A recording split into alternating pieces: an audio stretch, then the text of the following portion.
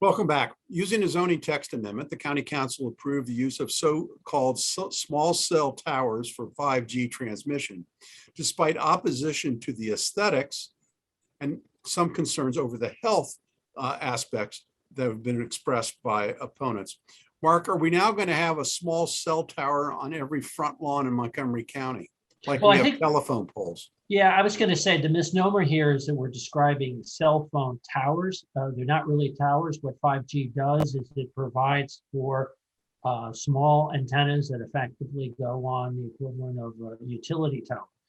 The rules that were designed were for towers, obviously much larger, higher and larger.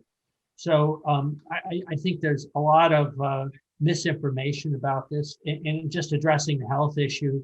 If you're going to follow the science, there's absolutely no science associated with health hazards as a result of these.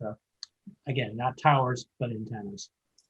So, Mike, we are a technologically driven society, particularly in a community like Montgomery County, which is middle class and affluent. Is this the right decision? We need our data. Well, I think it's the right decision because that's what the federal law is required that the county has to do.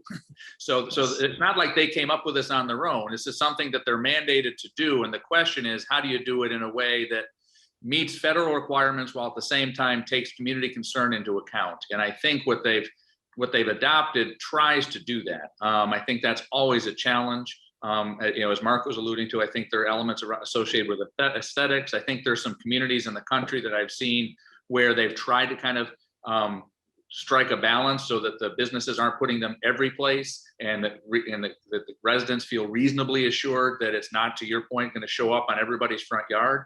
But they had to do something because the federal government required they had to do something. So I think they struck a reasonable balance. So I think it's never great, but I think it was a reasonable path forward.